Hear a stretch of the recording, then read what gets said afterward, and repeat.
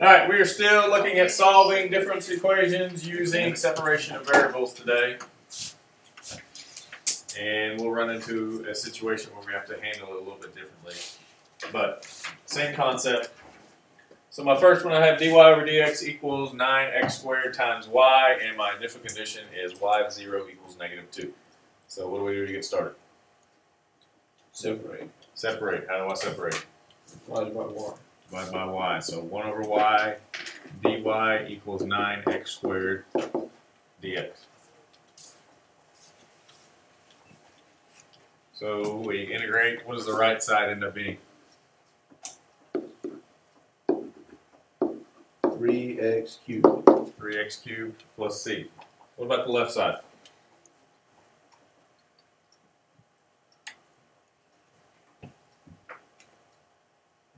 One. 1 over y squared. Y squared. 1 over y goes away. 1 over y. No, it's just 1. What'd you say, Chelsea? Natural log of y. Natural log of y. Why can't you move it to the top? Because what happens when you add 1 to the exponent?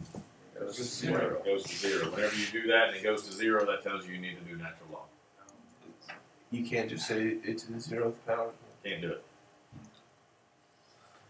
Great. Alright, so 1 over the natural log of y equals 3x cubed plus c. Now I plug in. So I'm going to get the natural log of 2, and I'm going to get c on the other side. So we get c equals the natural log of 2. Natural log, absolute value. What? Put -2 in here. What's the absolute value of -2? 2. I put 0 over here. Okay. So that just gives me c on the right. So I get c equals the natural log of 2. I don't know why, So I have the natural log of the absolute value of y equals 3x cubed plus the natural log of 2. Now what? E. E both sides? Yep. So I get the absolute value of y on the left, and on the right I have e to the 3x cubed plus the natural log of 2. Why? What do you do? Do you keep the absolute value? Keep the absolute value. So you don't have to make these ones? We'll get to that here in just a second. Wait, so why did that all become the exponent? Because I had to e both sides. That's a term. So if I did this, I have that, and I have that. You want us to do something with the L You E don't to like the? multiply the Can you do anything with the I L? can do something with that. For instance, if I have x to the second times x to the third, what is it I end up with? Yeah. I get x to the fifth. Now, how did we end up with x to the fifth? Added. We had 2 plus 3, correct? Oh, cool. So if I can go this direction, I should also be able to go that direction. Okay. So apply that to what I have right here. E to the 3x squared plus 2. Nope. Not even close. Plus big 2. Not exponent. Should you big 2? Big 2, so Well, you e to the 3x squared plus e to the ln what's a 2 little 2? You're saying that wrong. times. Times. Oh shoot! So it's 2. So e to the 3x cubed times e to the natural log of 2. And e to the natural log of 2 is 2. just 2. So I have 2e to the 3x cubed. So I want to be able to bypass this step right here and go from here to there. And what do we need to notice to be able to bypass it? What happens? 2 out front. Yeah, whatever's inside the natural log becomes a coefficient of my e. Okay. All right. Then, does anybody remember how to get rid of an absolute value? Piecewise. I don't have to do it piecewise. Inverse absolute value. Sign. I do plus or minus on the other side. What is it? But just like the square root, what do we want to do at this point? Look, which one do you use? Choose the plus or the minus. And which one do I want? I want the minus. Alright, so there's nothing you can plug in for x. It makes e negative then? That is correct. e to any exponent will always be positive. What if whenever you solve it all out, the e already has a negative, the 2, or has the e negative in front of it? Then if the answer is positive, do you have to add another negative? Possibly. Is that for day 3? That's weird. Alright. Just trying to. So that's the answer? That's my answer. Is that the next problem? Probably. Alright, I have y prime equals y plus 3 over x squared. It says x cannot be 0, and my initial condition is y of 2 equals 1. Separate. Separate, what does it look like when I separate? X squared dx. Does it have to be on the left and the right? Yeah, dy is always on the left, and dx always needs to be on the right. 1 over x squared times dx. So 1 over y plus 3 on the left, and 1 over x squared on the right. I thought you wanted us to leave the numbers on the right. Leave coefficients on the right. Just coefficients. Just the coefficients. Okay. So now we can integrate. So if I integrate 1 over y plus 3, what do I get?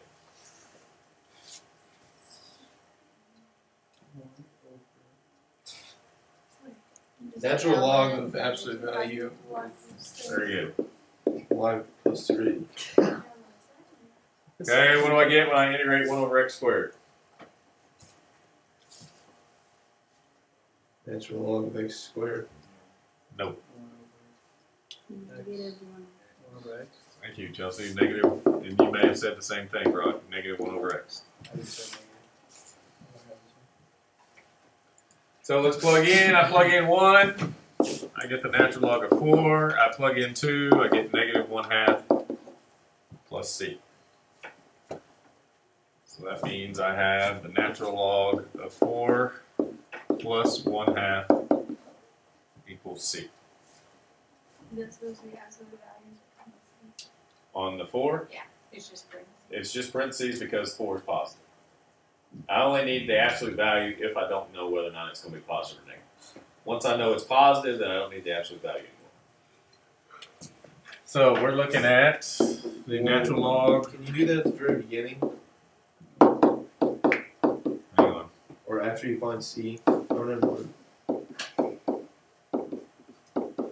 What is your question? Nothing. So I have natural log of the absolute value y plus 3 equals negative 1 over x plus the natural log of 4 plus 1/2. Now what? E. So the absolute value of y plus 3 on the left, and what do we get on the right? E to the whole thing. E to all of that? Or just 4e. So There we go. So it's going to be 4e to the negative 1 over x plus 1/2. Everybody understand where that 4 came from? All right, now what? plus or minus. I need plus or minus. So plus or minus 4e to the negative 1 over x plus 1/2, and then subtract the 3.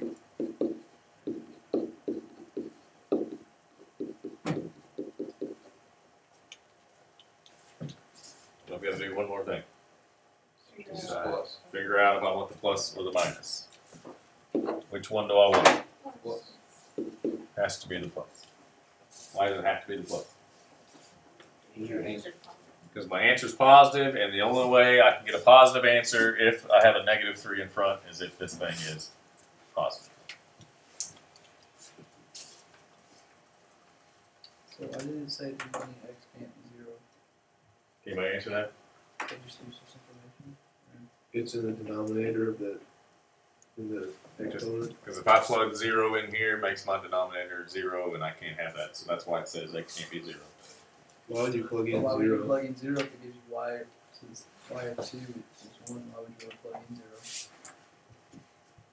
Unless you were just curious. They're just saying, they're just telling you that 0 is not allowed. I'm not allowed to use 0 is what they're telling me. I didn't mean to say that.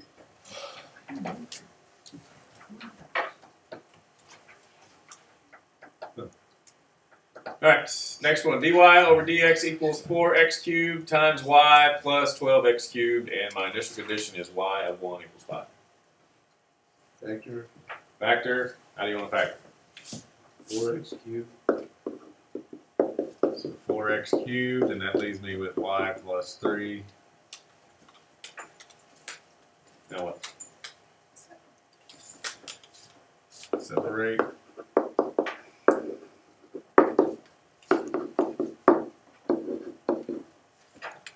Excuse me that. Alright, what do I have on the left side when I integrate? Natural log absolute value of y. Very good. And on the right side? X to the fourth. X to the 4th plus c. Good. Plug in -5 for the y. That gives me the natural log of 2. I plug in 1 on the other side. So we get the natural log of 2 minus 1 equals c.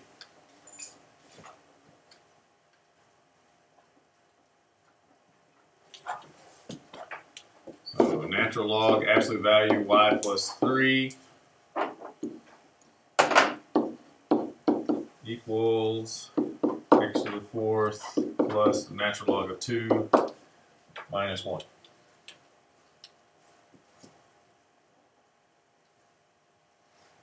Now what? E. So that gives me the absolute value of y plus 3 on the left. And what do I get on the right? 2 Very good. 2e to the x to the 4th minus 1. Everybody okay with that? Okay, get rid of the absolute value.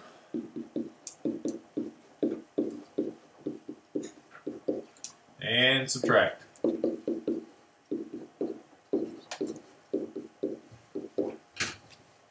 then I need to decide, do I want the plus or the minus? I want the minus. Very good.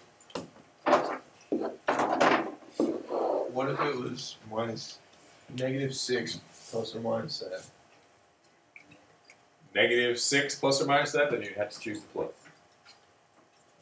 Why? Okay. Because the only way to go from -6 to a number that to -5 would be to add a positive. So that's why it would have to be positive. In this case, it needs to be negative. All right, last one. Oh, that's what I was wondering. I just noticed that because they wouldn't like that last hour. All right, consider the differential equation dy over dx equals 4x over y. Find the particular solution to the differential equation with the initial condition f of -2 equals -2 and state its domains. We'll have a little pre-cal review on that domain deal. All right, so if I separate, I have y dy equals 4x dx. And so I get y squared over 2, and I get 2x squared plus c on the right. Let's go ahead. Natural log. There is no natural log on this one, you were correct. So -2 on the left means that that's going to end up being 2, and a 2 on the right means that this will be 8. So we end up with c equals -6. So y squared over 2 equals 2x squared minus 6. Multiplied by 2. Y squared equals 4x squared minus 12. Square root. Do I want the plus or the minus? I want the minus. So there is the particular solution. Now we want to know what's the domain of this thing. So let's see if anybody remembers. Domain is the x value, so I'm interested in what x values I'm allowed to use in this problem. Plug in -2 or set it equal 0. Plug -2 for y. Sign line. I do need a sign line. Or it's positive. I do need to figure out where it's positive, but how do I figure out what needs to be on the sideline? Then you can say 0, 0. What equals 0? Why? The general solution.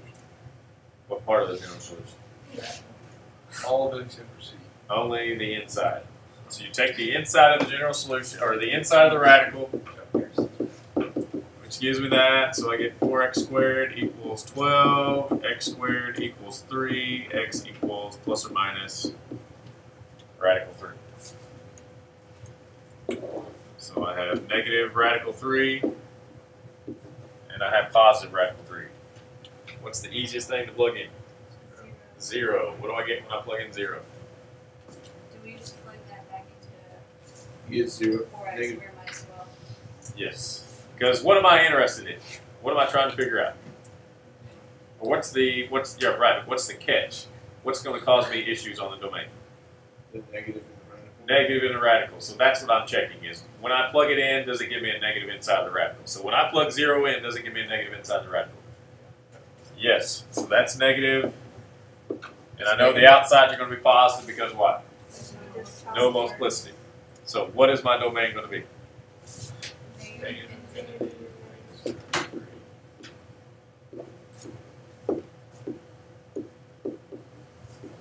Why is it negative if it makes it negative in the radical? Say it again. If it makes it negative in the radical, why is it negative? Because I'm interested in what does it make? What does it give me inside the radical? Does it give me a negative inside the radical, or does it give me a positive inside the radical? Oh, but you're not thinking about the radical? So that's what you want to do. He's talking about because it's negative in the radical, and then you do it all, and you get negative outside and negative. No, all I care about is when I plug something in, is it going to make the inside of the radical positive or negative? Because that tells me what my domain needs to be. I don't care what's going on outside of my radicals. All I care about is what's inside. This is going to be on the test. All you have to do is set the inside So out. if we forget to put a bracket. So when you have an even radical, you set the inside equal to 0. You get your values, you put it on the number line, figure out what's positive and what's negative, and we want the positive pieces because we're only allowed to have positives inside the radical. Is this where we're also going to worry about denominator ever being 0? Right. Denominator can't be 0. So in this case, notice I've got brackets on my radical 3's. Why do I have brackets on my radical 3's? You can put negative 3. Because I can put negative 3 in there and negative radical 3 in there or radical 3 in there. It doesn't give me problems. Because it would make the inside 0. I'm allowed to have 0. But what if the radical was in the denominator? Would I still have brackets on the radical 3's? No, because then it produces a 0 in the bottom, which I can't have. So if you got a radical in the denominator, you're going to have parentheses on your number instead of brackets.